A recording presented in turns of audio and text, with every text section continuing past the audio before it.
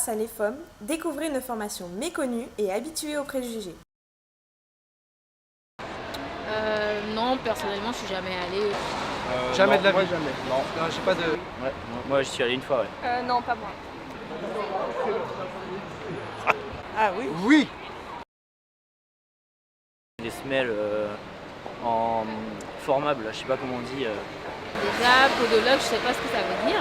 Pas un docteur vite finalement. Nous, des fois, on a des chaussures serrées, on a mal, les ongles, on a des, comment on appelle ça, des ongles incarnés. Ah, je sais pas, il fait pas des piqûres dans le pied, non, c'est pas ça. Franchement, il s'occupe de nos pieds, quoi. C'est un choix. Il y en a qui aiment ça, mais moi, c'est pas... Il y en a très peu, fétichisme et tout. Dans l'Institut de pédicurie podologie de l'EFOM, nos étudiants sont formés à l'aide d'enseignements théoriques et surtout pratiques. Dès la première année, ils prennent en charge des patients au sein de la clinique de l'école et effectuent des stages en centre hospitalier. À l'aide de nos professeurs agréés et d'intervenants extérieurs, la formation paramédicale qui s'étale sur 3 ans est riche en expérience et en savoir-faire. Tous les étudiants peuvent compter sur le soutien du corps enseignant pour progresser et atteindre une autonomie digne d'un professionnel de santé. La fabrication d'orthèses plantaires ne sont qu'une partie du métier. En effet, un pédicure podologue se doit d'avoir des connaissances fondamentales en anatomie, en pathologie du système locomoteur et inguéal. Le podologue est également un praticien de première attention. Il a un droit de diagnostic des pathologies du pied.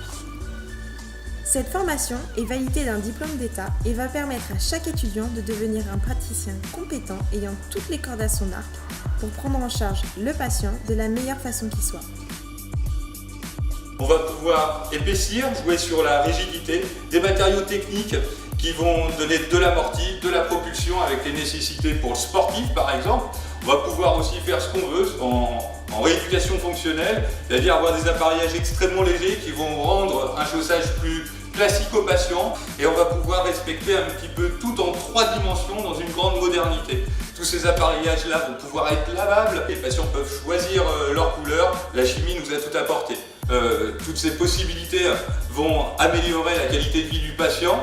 On va pouvoir lui demander les améliorations possibles lors d'une vérification. Toutes ces techniques-là peuvent être modifiées à volonté en fonction des prérogatives déterminées par le praticien et évidemment les volontés de confort du patient, les volontés sportives ou les volontés de compensation dans le cadre d'un handicap.